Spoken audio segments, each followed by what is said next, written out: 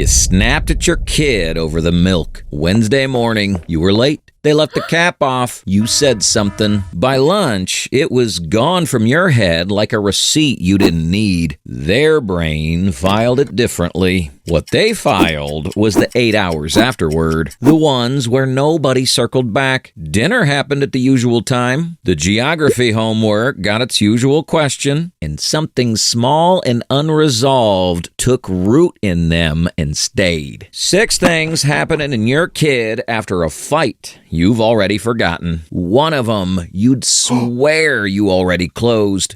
The file you closed, the one they kept open.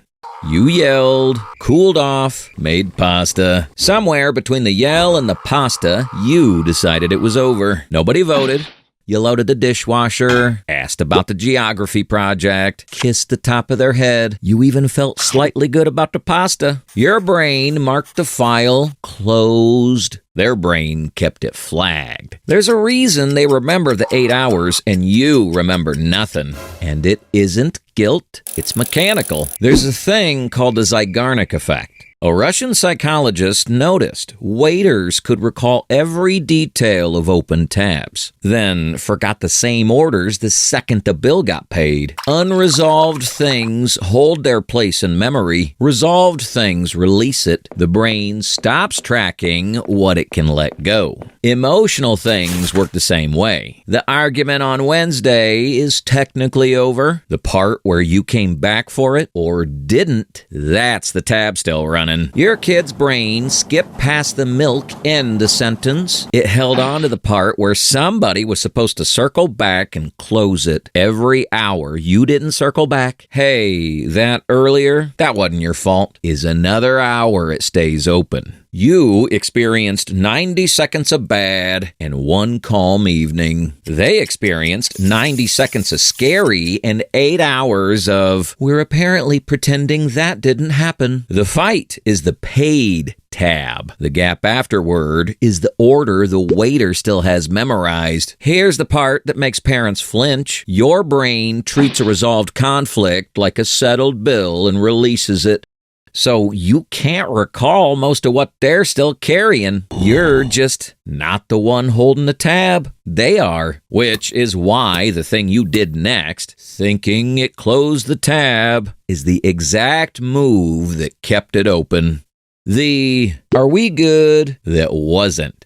2 hours after the fight, you catch them in the hallway. You put a hand on their shoulder. You say the sentence, "We good?" They say yeah. They might even smile a little. You believe them because they said yeah. They said yeah because yeah is the word that gets your hand off their shoulder and them to their room. That's the shortcut. That check-in was built entirely for your closure. In that moment, they're running the math. What happens if I say no? Will you get defensive? Will you go quiet on me the way you went quiet after? It almost always lands on yeah. So they say yeah, go upstairs and lie on their bed with their phone face down on their chest, and it stays exactly where it was, except now there's a second layer. You asked, they lied, and lying was the cheaper option in a house they love. When repair actually works, it goes first, hey, this morning I was frustrated at myself for running late, and I put it on you. That wasn't fair. That one's mine. It ends with a period. It lets him off the hook for performing okay, so you stop feeling bad. No question at the end, no invitation to perform it for your benefit. Your teen will let every "we good" slide. It's an audit question, and audits get audited answers. If you want to know what they actually felt, you have to be the one to say it first, so that agreeing with you costs them nothing. And admitting it stung doesn't mean opening a case file in the hallway. And if you're wondering why a 15-year-old is this braced over a milk cap, that reflex got installed a lot earlier than you think. The residue the dinner table didn't wash off.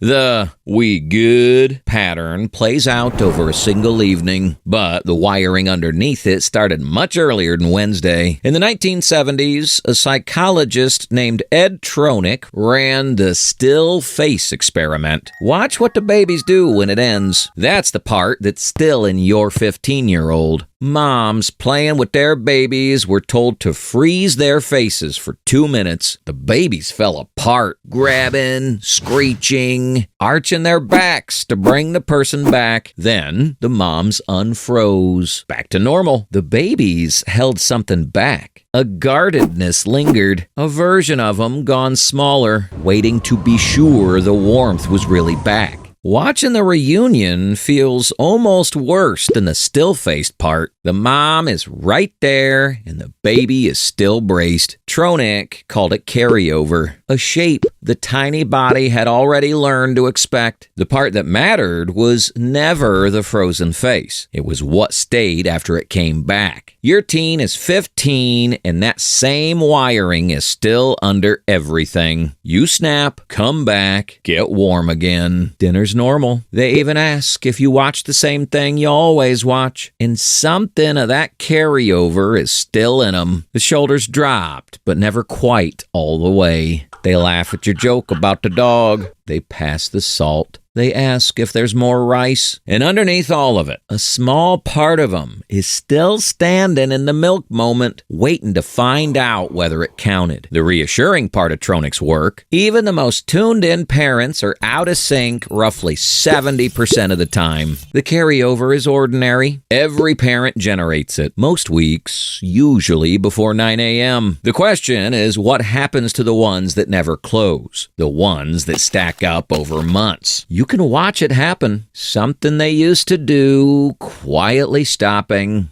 The version that went underground. Your kid used to narrate the plot of a game you had no interest in. 20 minutes, unprompted, standing in the kitchen doorway while you cooked. Sometimes you'd ask a question just to keep it going, even though you had no idea what a creeper was. Then one night, about 2 months ago, they got 3 sentences in and you said something flat. Okay, but can this wait? They said, sure. The doorway monologue has never come back. You'd have to go looking for it to notice it was gone. Nobody audits the things that stopped happening. Every unrepaired moment gets stored as a rule. Don't bring this to that person. Show up as the reduced fat version of yourself at breakfast. Never mention the thing that made your mom's face do that. Kids bounce back. They're resilient. Quietly stops being accurate here. Resilience is just a kid staying functional while carrying something they were never able to put down. A 9-year-old load-bearing in a way nobody asked him to be. Whatever stops arriving at your kitchen doorway goes somewhere. A friend, a group chat, or the back room of their own head, where it waits to be dealt with in adulthood by somebody with a couch and a copay. You're still eating dinner with your kid. You're just no longer eating with all of them. And the part of them that left the table doesn't disappear. It grows up, moves out, and walks into somebody else's kitchen. The kitchen they'll carry into their next relationship. Fast forward. Your kid's 26 and you are nowhere in the room. Their partner snaps over something small, cools off, makes dinner, asks about their day, lets it go unmentioned. Something happens in your kid's chest they can't name. A little bracing. So I guess we're pretending that didn't happen flavor that colors the evening. They'll be unusually pleasant for 3 days, helpful in a way that has nothing to do with the dishes, waiting for their partner to raise it. Nobody does. They put it somewhere and carry on. It's a skill they had since they were 9. They think it's about their partner. They'll Google, "Am I overreacting?" at midnight and get 14 Reddit threads that make them feel seen and 0 that close it. That feeling belongs to your breakfast table, installed on the mornings you were late. The milk got left out, and dinner started anyway. They'll spend a therapy session, maybe several, on why an unrepaired argument makes the walls feel like they moved in. They'll apologize in therapy for bringing it up at all. The therapist won't say your name, but your kitchen will be in the room. My parents fight and then just eat pasta like nothing happened. And you're supposed to eat it and act fine. Teens say this to their friends, not once, regularly. Their body's still humming while they pretend it isn't. And they know the pasta is a fiction they're asked to perform. They love you completely. That's what makes it stick. The deepest carryover comes from the warmest parents, the ones who close the gap with dinner and affection and every good instinct, and skip the 5 seconds where somebody says out loud what just happened. Those 5 seconds have actual words. Here they are. The sentence that actually closes the tab. A version of my own childhood only came back to me after I had a kid. My dad and I had a fight when I was 11. Something absurd, a permission slip, I think. He said something sharp. I went quiet. He came to my room about an hour later. I still remember the creak of the door. Sat on the edge of the bed and said, I said something earlier that wasn't fair. You didn't do anything wrong. I was tired. That one was mine, not yours. That's the whole memory. I have zero recall of what he said in a fight. My brain released that tab the second he closed the other one. What survived is the creak, him sitting down, that he got there before I had to defend myself. My whole body changed temperature.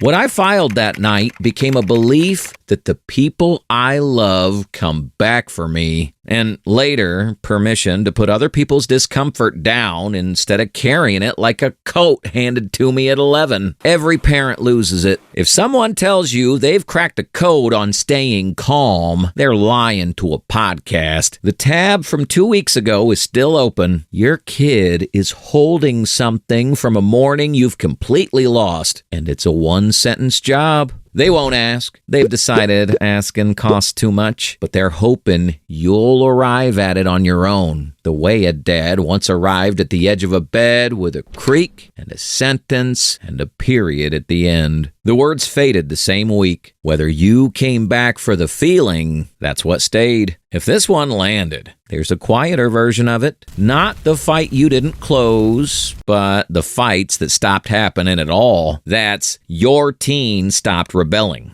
That's when you lost them.